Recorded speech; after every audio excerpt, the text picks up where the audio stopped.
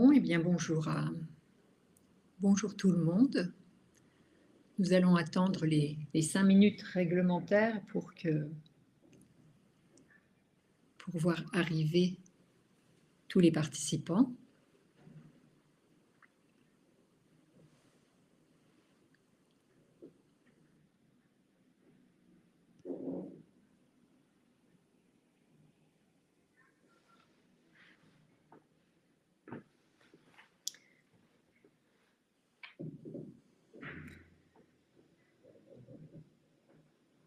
J'espère que tout le monde va bien. Et je ne sais pas d'où vous m'écoutez. Moi, je vous entends depuis la pluie, mais j'imagine que c'est un peu partout en France. Et donc, on va essayer de se mettre. Bonjour Karine. Bonjour Nicolas, depuis les Yvelines. Ici, là, moi je suis dans les Vosges.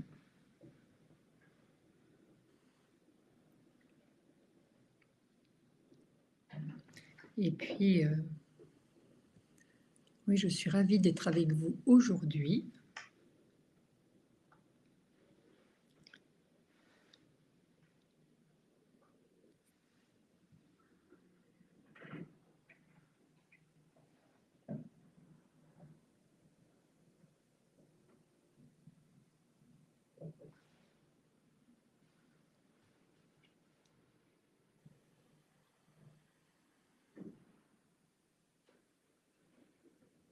Je profite en attendant que tout le monde arrive de ces 5 premières minutes. Je profite de vous rappeler quelque chose qui me tient à cœur, c'est le Congrès national de la santé mentale que j'organise à Strasbourg au mois de juin, 19-20 juin. Et vous êtes bien évidemment, puisque vous êtes connectés aujourd'hui, vous êtes bien évidemment invités à ce colloque dont je donnerai les coordonnées à la fin de ce webinaire. Mais si quelques-uns partaient avant, donc je vous rappelle, ce colloque de santé mentale périnatale et petite enfance qui me tient particulièrement à cœur, donc se tiendra le 19-20 juin à Strasbourg, et nous avons la chance d'être dans l'hémicycle du siège de la région Grand Est, et c'est un lieu magnifique. Donc n'hésitez pas si vous êtes intéressé, à me recontacter, à m'envoyer un message, et surtout, si vous voulez bien, à faire circuler l'information. Alors, je vois donc Pascal, bonjour, Pascal Lafidèle qui est toujours là. Ensuite, je vois, ce congrès sera-t-il diffusé en replay?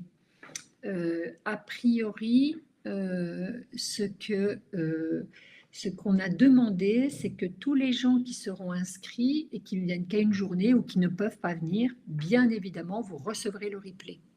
C'est-à-dire que, mais pour recevoir le replay, on va le faire sur des gens qui sont inscrits, parce que sinon ce serait trop lourd d'envoyer le replay à tout le monde. Donc, et puis ce ne serait pas juste pour ceux qui se sont inscrits. Donc bien évidemment que toutes les personnes qui se sont inscrites recevront un replay avec une vingtaine d'intervenants, et ça me fait vraiment très plaisir d'y être. Bon, eh bien, on va pouvoir démarrer. Alors, on va pouvoir démarrer aujourd'hui. Je voulais vous parler c'est la suite du webinaire du mois dernier, qui était l'accompagnement du postpartum et de la difficulté maternelle. Aujourd'hui, on va voir l'apport des neurosciences et du proto-regard. Proto-regard, je vous rappelle que ça veut dire le regard conversation. Conversation entre une mère et un bébé, ou entre un père et un bébé, ou entre tout adulte et un bébé. Là, notre cas clinique va s'interroger, si vous voulez, sur le regard maternel. Donc, pour ceux qui ne me connaissent pas encore, je suis donc Nathalie Piquet, je suis sage-femme, je suis gestalt thérapeute, je reçois en consultation.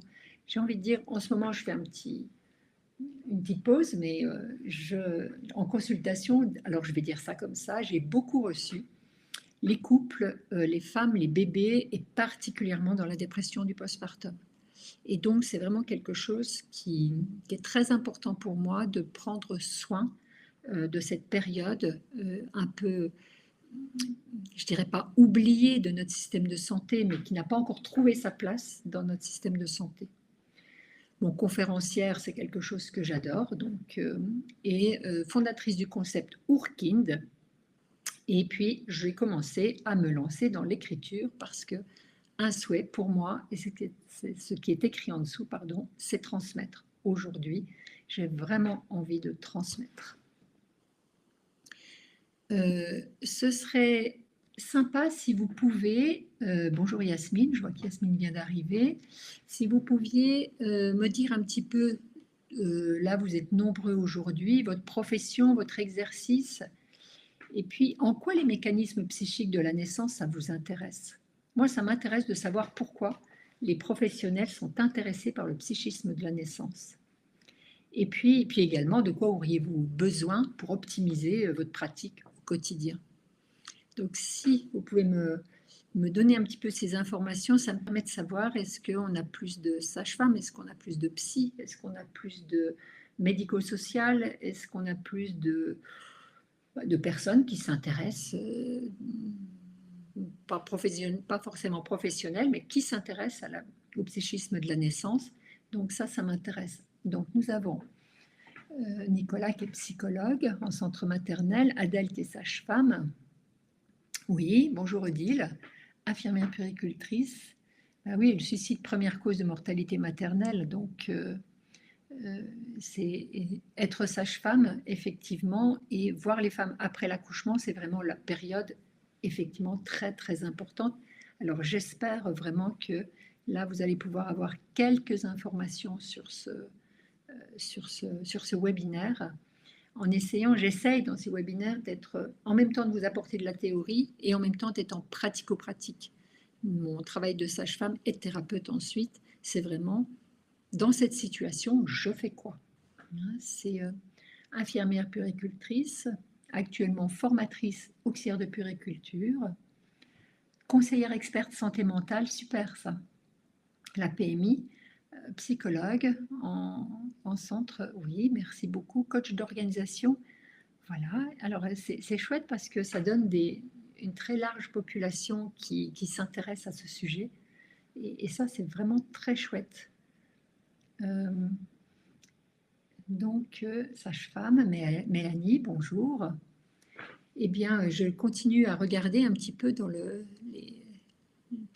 tout ce qui arrive. Et puis, eh ben, on va pouvoir entrer dans le vif du sujet.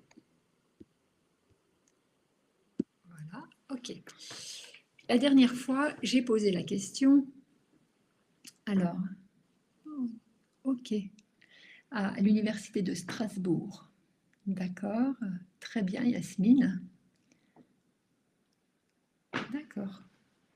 Pascal, vous avez vraiment un parcours très riche. Ouais.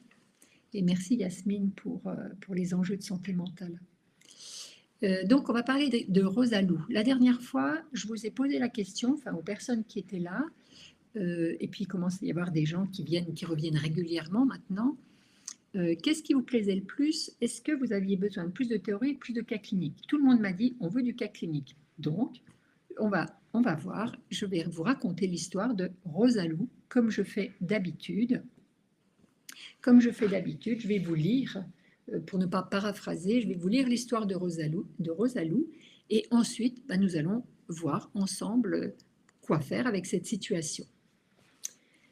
Rosalou balaye machinalement du regard le visage de son bébé de 4 semaines. Elle regarde le menton, le front, les joues, le petit nez, dans un mouvement rapide, presque furtif. Un rideau de cheveux masque partiellement le visage de la jeune maman, créant peut-être une barrière protectrice. Donc je répète, elle regarde le menton, le front, les joues, le petit nez, son regard balaye le visage de son bébé, mais ce que je remarque, au-delà de la douceur de la scène, c'est qu'à aucun moment elle ne croise le regard de son enfant. Simple hasard ou est-ce que c'est une esquive silencieuse là, hein? Lorsqu'elle s'adresse à lui, « Bonjour Émile, comment vas-tu ce matin ?» Sa voix semble venir de loin, déconnectée, presque automatisée. Malgré toute ma bienveillance, je me sens comme une intruse dans un espace fragile chargé d'une tension invisible. Vous savez, le fameux « Ah, je ne sais pas, cette situation-là, je ne la sens pas. Il y a quelque chose, il y a un truc. » C'est ce qu'on va expliciter. Les épaules de Rosalou sont raides, son dos tendu. Chaque geste semble mesuré, comme s'il fallait absolument bien faire, comme si elle tentait, de correspondre à un rôle. Sous mon regard, qu'elle imagine critique, je pense, même si ce n'est pas le cas. Le tout petit, lui, semble suspendu à quelque chose. Il semble attendre. Mais attendre quoi? Qu'est-ce qu'il attend, ce tout petit? Une réponse, une étincelle, une présence? Une petite moue traverse son visage, quelque chose entre la confusion et l'inquiétude, comme un trouble qui ne dirait pas son nom. Et donc, ce qui m'intéresse là maintenant, c'est, selon vous, qu'est-ce que ça vous inspire, cette scène? Qu'est-ce qui se passe? Et si vous voulez aller plus loin, en quoi le proto-regard, qui est l'échange du regard entre la mère et le bébé, et qui là ne se passe pas, en quoi ça pourrait être un révélateur de l'état émotionnel maternel? Je serais curieuse d'entendre vos réponses par rapport à ça, et pour qu'on puisse avancer. Et donc, effectivement, il n'y a aucune violence, il y a même de la douceur, si ce n'est quelque chose qui est figé, et puis on pourrait très vite passer à côté. Parce que comme elle balaye, moi je sais, c'est ça que je recherche, donc je la vois regarder les yeux, de regarder le front, le menton, les oreilles. Les mamans sont très stratégiques, parce que c'est pas bien de ne pas regarder son bébé. Donc, quand elle le regarde, mais là, vraiment, elle s'arrange pour ne pas regarder, pas croiser son regard. Selon vous, dans quelles circonstances on est? Qu'est-ce qui se passe pour elle? Alors, j'attends un petit peu vos remarques. Je vois que quelqu'un écrit. Et puis, je vais essayer de vous apporter des éléments par rapport à ça. N'hésitez pas à écrire même des mots, des choses, pas des phrases très concrètes ou quelque chose de très théorique. Dites-moi juste ce que ça vous fait vivre. Alors, révélateur possible d'un lien blessé, paralysé ou figé entre la mère et l'enfant. Ça soulève des interrogations. Problème d'attachement, évitement, détachement, un refus inconscient. Merci pour toutes ces remarques. On est vraiment là-dedans. Hein, on est vraiment là-dedans. Et la première chose, et puis ça, vous m'entendrez dans chaque fois que vous m'entendrez parler, le plus difficile à cet endroit-là, c'est de ne pas se positionner dans le jugement. Il pourrait y avoir des enjeux culturels. Oui, on pourrait avoir, ça c'est très très intéressant, une culpabilité ou une peur de ne pas être à la hauteur. Oui, tout ça c'est vrai. Les enjeux culturels, j'y reviendrai, je le note pour revenir dessus. Parce que c'est très important ça, je l'ai noté. Éviter un regard qui la renvoie à des difficultés, Odile, merci. Cela confronterait la mère à part du bébé à elle et ça peut être trop difficile. Oui, on est en plein dedans. Hein. Un trouble psy chez la maman. Alors, un trouble psy, on va voir quel peut être ce trouble psy ou d'une histoire passée. Merci, c'est très très riche. Même si je ne vous vois pas, je commence à avoir un peu plus l'habitude de l'exercice maintenant. Et c'est très chouette de voir que vous êtes avec moi et que vous participez complètement à ce webinaire. Donc, alors, moi, je vais vous donner mon interprétation. Et je disais, la première chose, c'est de ne pas être dans le jugement. Alors, bien sûr que tous, autant qu'on peut être là, on se dit, mais non, mais nous, on ne juge pas. Et bien, si à un moment donné, moi, je suis désolée de vous le dire, en tout cas, je vais le dire pour moi, moi j'ai de comment une mère regarde son bébé. J'ai une situation, j'ai une vision de comment une mère regarde son bébé. Et là, c'est différent de d'habitude. Donc l'expérience me dit, maintenant, c'est juste différent. Les premières fois, je me suis dit, mais pourquoi elle ne le regarde pas? Mais c'est pas normal. Pourquoi? Il y a quelque chose de moi qui s'anime. Donc il s'agit de me dire, là, dès que je me pose la question, ça veut dire que je pourrais être dans le jugement. Ok, pourquoi pas? Donc ça vient toucher mes valeurs. Je sors du jugement, de mon jugement, j'en ai fait le constat, je sors de mon état de jugement et cette fois-ci, je suis complètement disponible pour regarder ce qui se passe réellement. Mais dès que ça vient taper sur nos valeurs ou du différent par rapport à ce qu'on imagine, ça va venir, le jugement, il est vraiment pas loin. Donc, je vous répète, aller dans le jugement, en prendre conscience, sortir du jugement et redevenir disponible.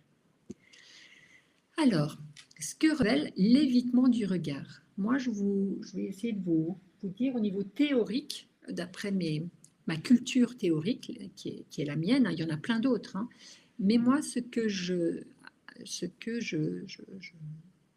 à quoi je m'accroche par rapport à ça. Rosalou, elle évite le regard de son bébé, ça va automatiser son corps tendu. Que se joue-t-il? La première chose, je vous rappelle Monique Bydlowski, hein, c'est la transparence psychique. La transparence psychique, c'est que je cite Monique Bydlowski, vous m'entendrez peut-être souvent le dire, chaque femme enceinte, chaque nouvelle mère est un ancien nouveau-né convoqué à l'histoire de sa propre naissance. Donc cette femme, elle est plongée dans une histoire archaïque, dans une histoire de naissance, dans une histoire de souvenirs dont elle n'a pas la mémoire. C'est toute première rencontre, comment elle a été regardée, comment elle a été portée, comment elle a été... et tout ça, Rosalou est plongée là-dedans. Elle fait un replay, j'ai envie de dire, un replay de ce qui s'est passé le jour de sa naissance. Elle a changé de rôle, maintenant c'est elle la mère, et à l'époque, elle était le bébé. Donc, si elle n'a pas reçu ce proto-regard, on peut imaginer qu'elle n'ait pas reçu ce proto-regard. Donc, le bébé qui ne reçoit pas ce proto-regard peut s'effondrer psychiquement. Donc, il y a quelque chose d'elle qui ne veut pas retourner à cet endroit-là. C'est la réactivation inconsciente des mémoires archaïques. C'est ce que j'étais en train de vous expliquer. Et le regard du bébé la convoque à cet endroit, l'emporte de façon irréductible à cet endroit de ses premiers liens d'attachement. Et donc, c'est comme si on demandait à Rosalou, on prend sa main et on la pose sur une plaque brûlante. Forcément, elle retire la main. Je pense qu'elle a dû rencontrer son bébé une fois, deux fois, et chaque fois, ça l'emmène dans un séisme émotionnel. Aujourd'hui, elle a bien compris, il ne faut pas aller à cet endroit-là. Il y a certaines femmes qui me disent même, ce bébé me veut du mal. C'est un raccourci qui est fait, hein, c'est-à-dire ce pauvre tout petit n'y est strictement pour rien, mais à l'occasion de lui, il y a de la douleur qui apparaît, il y a de la souffrance psychique qui apparaît. Et donc le raccourci, dire c'est ce bébé qui me veut du mal. C'est quelque chose, une phrase que vous pouvez entendre régulièrement. Hein, c'est ce bébé me veut du mal. C'est vraiment, c'est à l'occasion de ce bébé, je contacte des événements en moi qui sont très douloureux. Donc le retrait, il est protecteur. Elle est simplement en train de se protéger pour ne pas avoir mal. C'est ça qui est en train de se passer. Vous n'hésitez pas à me poser des questions, à m'arrêter. Je vous lis, voilà, je vois que quelqu'un écrit. Et puis, on peut développer un petit peu par rapport à ça. Maintenant, on va voir la fonction du proto-regard sur le cerveau de l'enfant. À quoi ça sert, ce proto-regard? Parce que le tout petit, lui, semble suspendu à quelque chose. Il semble attendre, mais attendre quoi? Qu'est-ce qu'il attend, ce tout petit? Alors, je vais commencer par Delassus, parce que Delassus, il expliquait, si vous voulez, que l'enfant in utero, alors j'utilise son terme, hein, c'est une homogénéité vitale, c'est-à-dire que l'enfant, il est entre lui et lui, il y a quelque chose de, il est complètement unifié et en sécurité. À partir du moment où il vient au monde, de Lassus disait à l'époque, il y a la naissance physique et puis il y a la naissance psychique. Et la naissance psychique, à travers le regard, je le cite aussi, c'est un branchement émotionnel de secours qui permet de ne pas sombrer. Donc, venir, je dirais, dans le monde et se rebrancher sur le regard maternel pour pouvoir ne pas sombrer. Ça, c'est son discours à lui. Et on peut faire une hypothèse, c'est que peut-être, qu'est-ce qu'a vécu Rosalou? On ne sait pas, mais est-ce qu'elle a vécu ce branchement de secours? Le deuxième qui nous parle de... le neuroscientifique, c'est Shor, Alan Shor. C'est un pionnier des neurosciences affectives et il a démontré que le cerveau du nourrisson dépend directement. La structuration, le développement du cerveau du nourrisson dépend directement de la qualité des interactions émotionnelles précoces. Je m'explique. On va tous naître pareil, je dirais, au niveau des neurosciences cognitives. Parler, marcher, bouger, respirer, on est à peu près tous équipés pareil. Par contre, l'étude des neurosciences affectives, la gestion des affects et la gestion, je reviens, Flora, état de stress, je le note dans un petit coin, état de stress post-traumatique. Et la gestion des affects, des impacts émotionnels, la gestion de la confiance en soi, de la relation aux autres, de vraiment d'être capable d'avancer dans le monde, ça, ce sont des compétences qui sont inscrites structurellement dans le cerveau, mais qui vont s'inscrire en fonction de mon environnement. Et qu'est-ce que je vais faire avec, je suis tout petit, je fais un copier-coller de mon environnement pour le mettre pour structurer mon cerveau, anatomiquement pour le structurer. Donc autant on est équipé d'avance quand on parle de neurosciences cognitives, autant dans les neurosciences affectives et sociales, c'est l'interaction avec l'autre qui va construire mon cerveau. Et ça, c'est vraiment des données très, très, très récentes. Qu'est-ce qu'il dit Alan Shor? Le cortex orbitofrontal droit joue un rôle central dans la régulation des émotions, la gestion du stress, la capacité à maintenir des relations stables et à revenir à un état d'équilibre après une perturbation. Et ce cortex se construit activement pendant la première année de vie.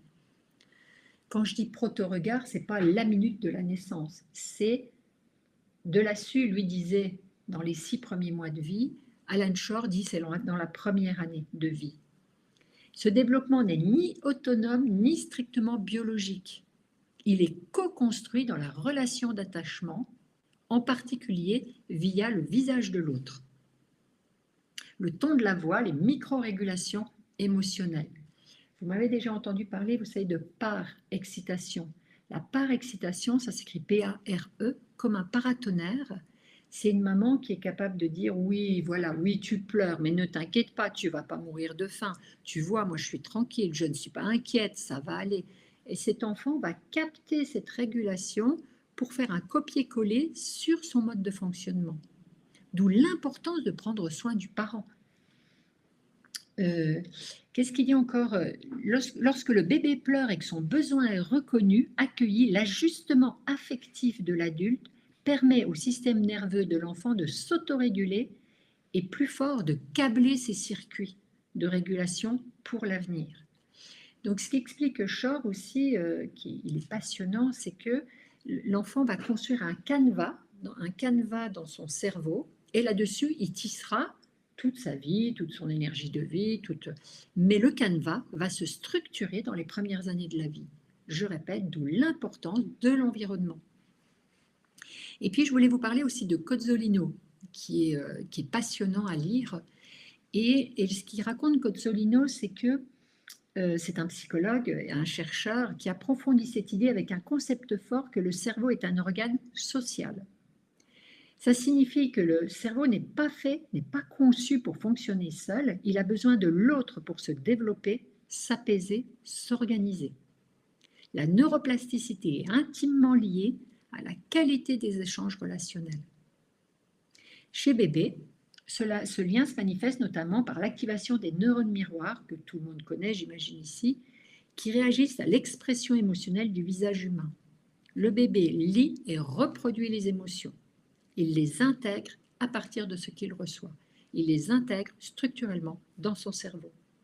Ainsi, le visage de la mère, ou on verra tout à l'heure du soignant, ou du père, ou de la grand-mère, devient un miroir neurologique. J'aime beaucoup cette expression de miroir neurologique. Il donne à l'enfant des repères émotionnels, affectifs, cognitifs. L'enfant apprend non seulement à ressentir, mais à donner un sens à ses ressentis. Donc, ce qui est passionnant, c'est que jusqu'alors, ce que défendaient les psychologues, c'était que c'était quand même beaucoup mieux d'avoir, c'était important pour la relation, d'avoir une relation saine avec le tout petit. Aujourd'hui, ça va plus loin parce que ces neuroscientifiques démontrent que ça vient vraiment structurellement changer le cerveau d'un bébé en fonction de l'environnement. Et vous tous qui m'écoutez, nous avons tous des cerveaux différents à cet endroit-là, puisque nous avons eu tous des environnements différents.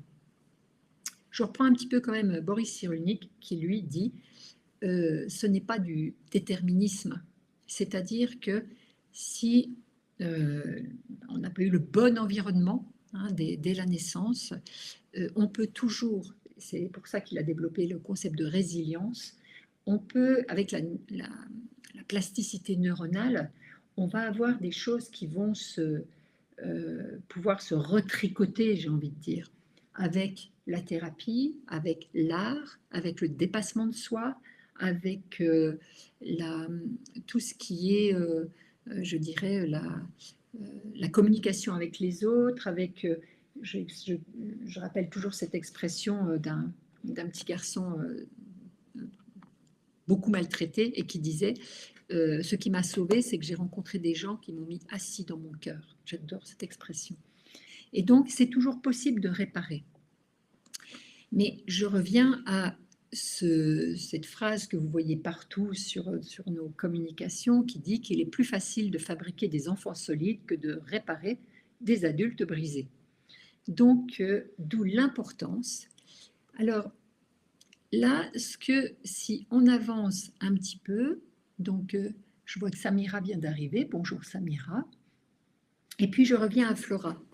Oui, Flora, c'est un possible syndrome de stress post-traumatique. Oui, on n'en sait pas assez sur cette histoire-là, ou de dépression du postpartum.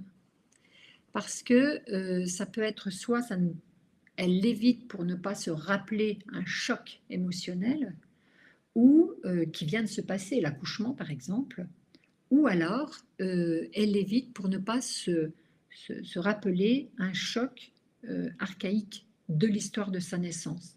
Là, nous avons trop peu d'informations. Moi, je dirais que ce que je peux avoir comme expérience, c'est que dans l'état de stress post-traumatique, on a plutôt des mamans qui sont accrochées à leur bébé comme une bouée, plutôt que des mamans qui mettent à distance. Ça, c'est mon expérience, mais peut-être vous avez une autre expérience. Je voulais vous parler aussi du cerveau de la mère, avec vous savez, ces mamans qui disent « Oh, depuis que je suis enceinte, j'ai plus de cerveau. » Eh bien, je n'ai plus le même cerveau, devrait-elle dire. Et ça, c'est Hugo Botman. Hugo Botman, qui est médecin, donc qui est chercheur en neurosciences à l'Institut du cerveau à Paris, et qui dit qu'il y a de véritables zones cérébrales qui sont remodelées pour accueillir l'enfant. Et donc, cette maternité met en vulnérabilité, puisque le cerveau est morcelé, il y a un morcellement psychique et une réorganisation. Donc, ça donne un potentiel extraordinaire de réorganisation et d'accueil de ce bébé, et en même temps, ça donne une grande vulnérabilité psychique qui a besoin d'être contenue. et l'importance de l'environnement régulateur. Si les travaux de Hugo Botman vous intéressent, il a écrit un livre qu'il a voulu vulgariser, mais c'est assez bien, je trouve, écrit, et c'est Dans le cerveau des mamans. Ensuite, là, je reviens à mon outil qui est l'outil, la cartographie Ourkine, que vous devez à peu près tous connaître maintenant. Donc, c'est l'outil que moi, j'utilise. Et pour ceux qui ne l'ont jamais vu, je rappelle très rapidement, on pose 10 questions à une maman, on demande une réponse météo, comment cette image, c'est sous forme de photolangage, comment cette image que vous voyez, est-ce que cette image va vous amener dans une histoire de grand soleil, c'est un, de quelque chose de plus, je dirais, c'est du beau temps, ou c'est un peu nuageux, 4 c'est gris, et 5 c'est gros orage. Et donc, là, Lisa-Lou, voilà la cartographie de Lisa-Lou. On est entre 4 et 5 un peu partout, donc sa vie, c'est plutôt du tsunami. Hein, c'est vraiment parce qu'elle va répondre orage, orage, tsunami, orage, enfin voilà. Il y a quelques endroits, par exemple l'environnement socio-économique, où c'est plus tranquille pour elle. Et donc, j'ai déjà beaucoup parlé dans les autres webinaires de comment fonctionne la cartographie. Là, je vous la présente comme étant un outil tiers.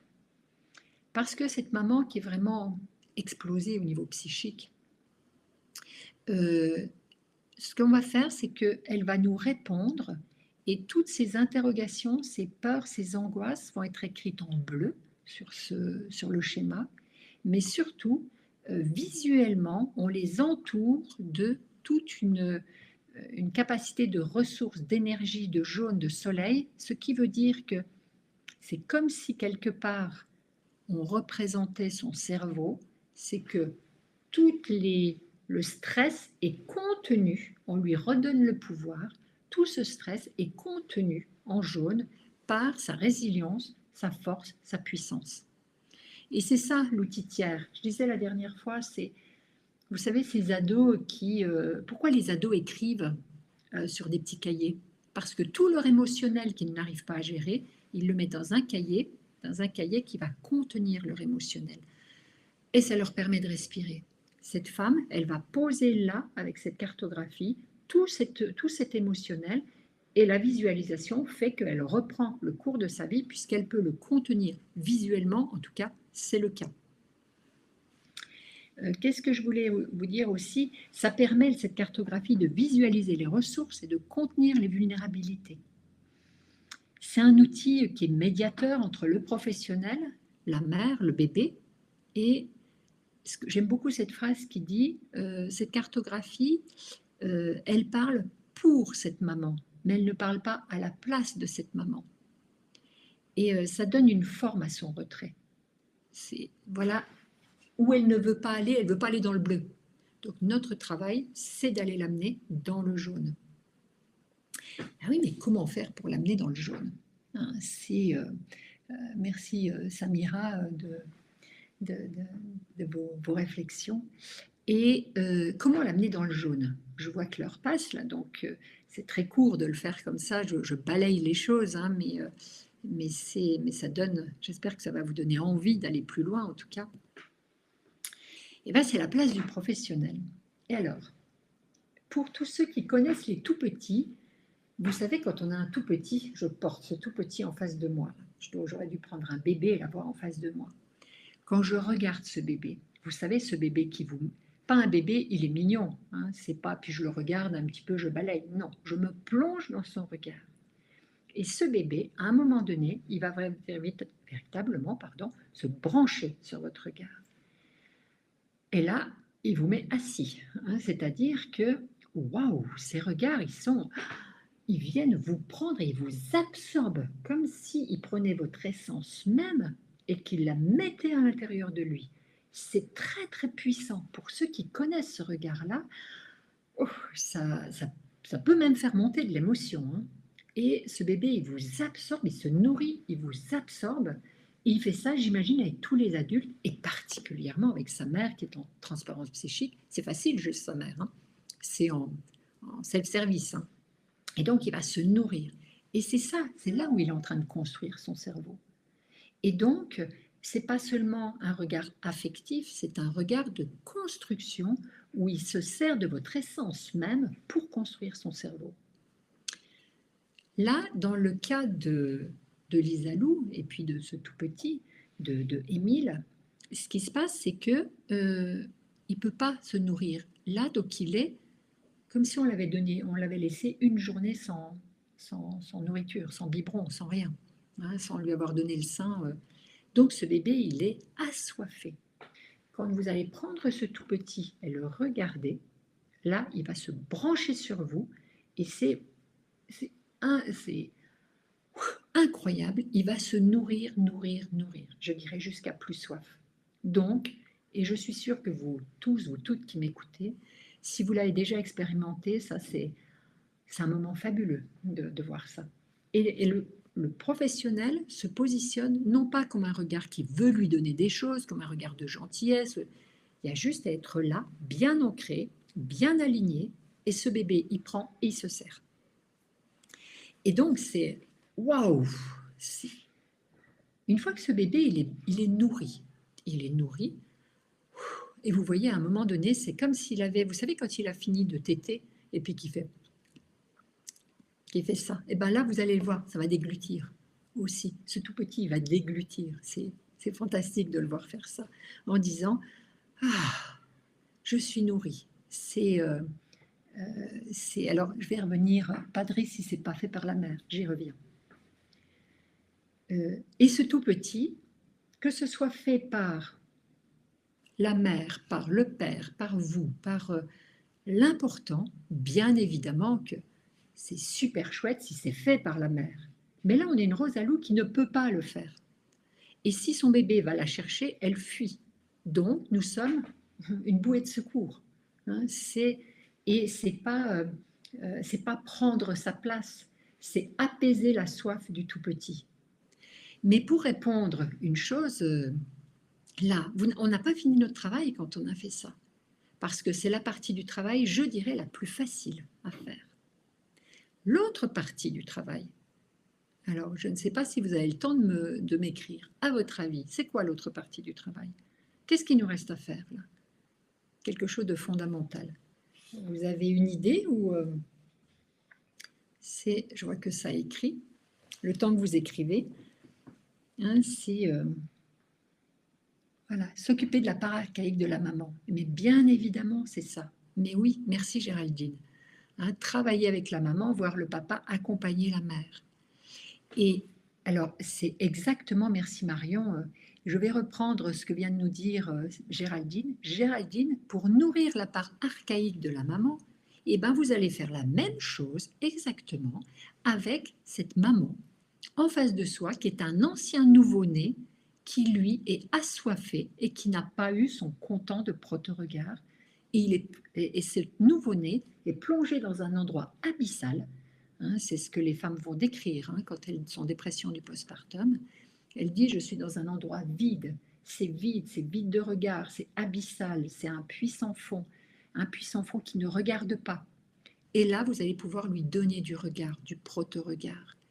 C'est plus compliqué parce qu'à un moment donné, cette femme, vous allez lui poser les choses et lui expliquer ce que vous êtes en train de faire. Et cette femme, elle va baisser les yeux, les relever, baisser les yeux. Et à un moment donné, elle va se brancher. Et quand elle se branche, elle aura le même regard que son tout petit. Elle va absorber, mais vraiment absorber. Et puis ensuite, elle va baisser les yeux parce que c'est du trop. Elle va revenir et le proto-regard que vous venez donner au bébé, vous donnez le même à la mère. Et c'est des moments incroyables, incroyablement fantastiques. Ce qui est intéressant, c'est qu'après, quand ils sont moins assoiffés l'un et l'autre, ils sont plus écorchés vifs, j'ai envie de dire, hein, c'est après, quand ils vont tenter un regard l'un vers l'autre, ce sera du proto-regard en douceur, parce que ce sera, ils ont déjà été nourris de chaque côté. Donc, première étape, Photo-regard avec le bébé et moi je parle au bébé et je lui dis, voilà, tu as un regard extraordinaire et je raconte le regard du bébé, je le raconte au bébé, je fais de la parexcitation et je le raconte à la mère m'entend raconter ça. Et ensuite, je le fais et puis je raconte la mère au bébé. Je raconte le bébé à la mère et la mère au bébé. Je fais le tiers, je fais le tiers, jusqu'à un moment donné où ils n'ont plus besoin de moi et ils peuvent le faire tous les deux tout seuls. Mais je reviens à tout à l'heure, ce ne serait pas dangereux de le faire à la place de la mère. On ne fait pas à la place, on fait du tiers contenant. C'est un espace symbolique contenant qui permet, quand c'est trop brûlant ici, hop, on triangule. La posture du soignant, là, est très très importante parce que c'est une posture de, justement, c'est pas une posture de remplacement, c'est une posture de mise en attente, de tiers régulateur, c'est quelque chose que, où je sais parfaitement où je suis quand je suis à cet endroit-là. Et là encore, j'imagine que une hypothèse, que beaucoup de personnes qui travaillent en périnatalité ou en petite enfance, une hypothèse, pas vous, les autres, auraient quelque chose à voir avec leur histoire de naissance. Donc, j'imagine que ça ne touche aucun d'entre vous. En tout cas, moi, ça me touche, moi. Et quand ce tout petit vient me regarder comme ça, et je ne m'en cache pas, je suis un bébé de dépression postpartum d'une mère, d'une maman qui ne pouvait pas me regarder. C'est encore compliqué aujourd'hui. Et ce tout petit qui vient me chercher, ça me met, il y a une émotion, et cette émotion-là, c'est important que je la sente, que je la range, cette émotion-là, parce qu'elle n'a pas à encombrer ce bébé.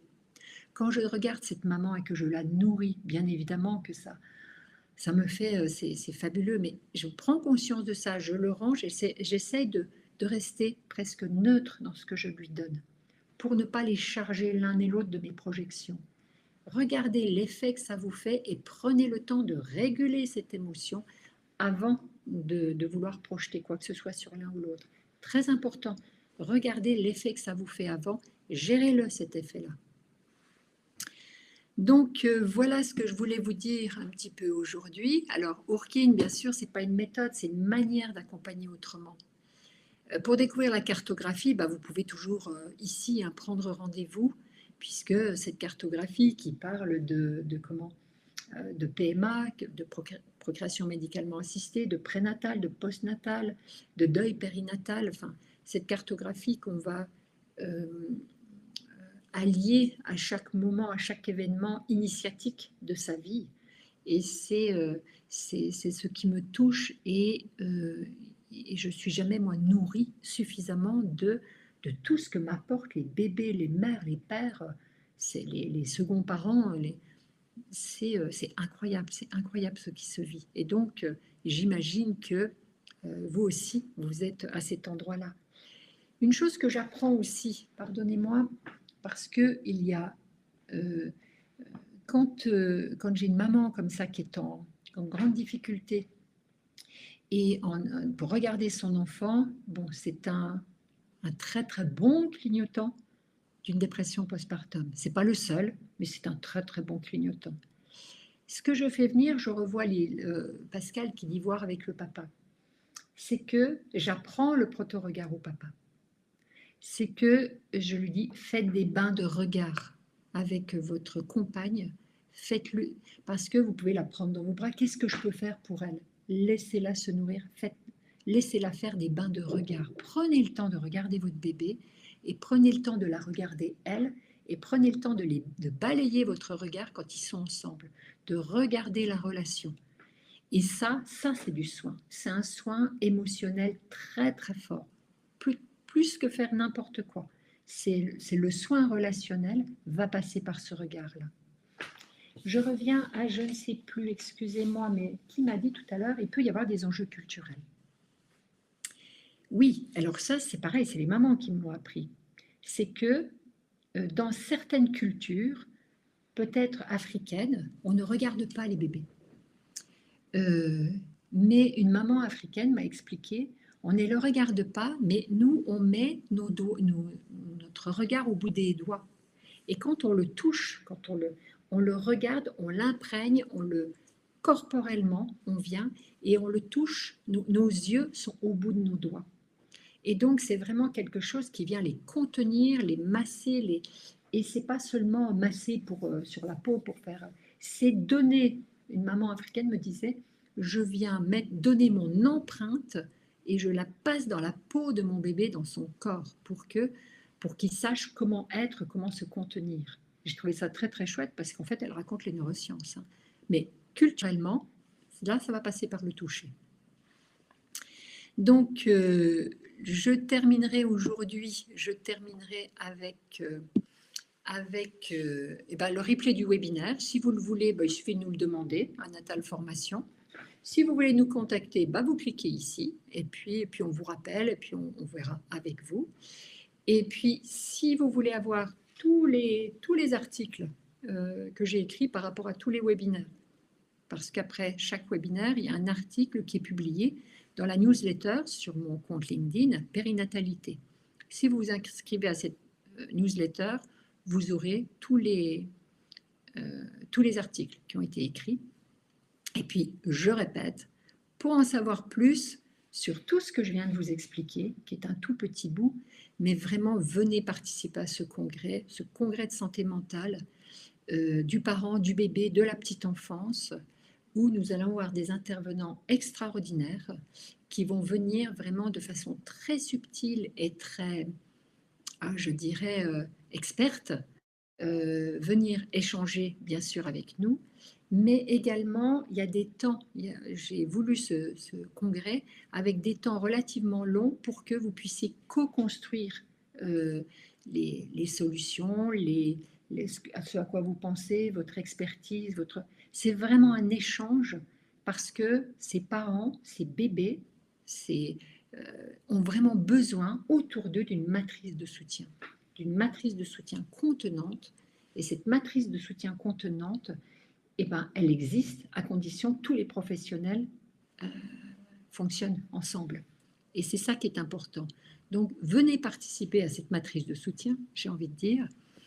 Et puis, j'ai envie de vous dire, je vous dis à la prochaine fois. Excusez-moi, je vais vous dire, la prochaine fois, ça va être au mois de mai. La prochaine fois, alors, ça va être le 21 mai, un mercredi encore, à 13h, la même heure. Et la prochaine fois, nous aborderons un sujet très simple, qui est mère-fille, parlez-vous. Parce que c'est évident que quand on a toutes les réminiscences de son histoire d'enfance, la relation mère-fille revient au premier plan. Et donc, qu'est-ce que peuvent se raconter une mère, une fille? Quels sont les enjeux à ce moment-là, tous ces enjeux transgénérationnels? Et donc, j'aurai le plaisir d'être avec vous d'ici là pour vous parler de tout ça. Si vous avez envie de me contacter directement, vous n'hésitez pas. Et puis, je vous souhaite une belle journée. Et puis vraiment, merci d'avoir été là. À très vite.